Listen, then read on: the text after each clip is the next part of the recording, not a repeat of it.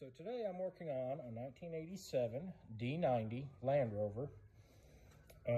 This is kind of a rare one. It is a 2.5 liter diesel. It was imported into the US out of the UK.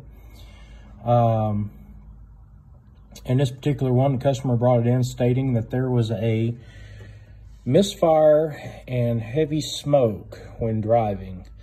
I've performed a compression test on this and have found that cylinder number 4 is only producing about 325 psi. All the others are producing about 490, almost 500 psi. So to determine whether or not we have a low end issue or kind of like a top end issue, I've went ahead and released the rocker arm. All the 2 rocker arms for cylinder 4 are loose.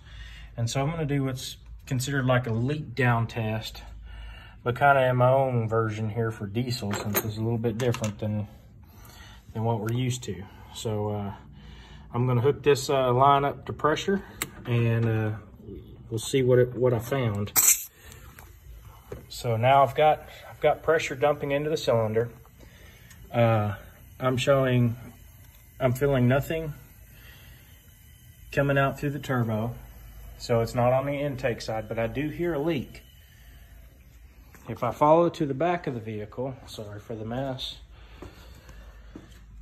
back here at the pipe, if I put my hand over it, you'll hear that pressure release.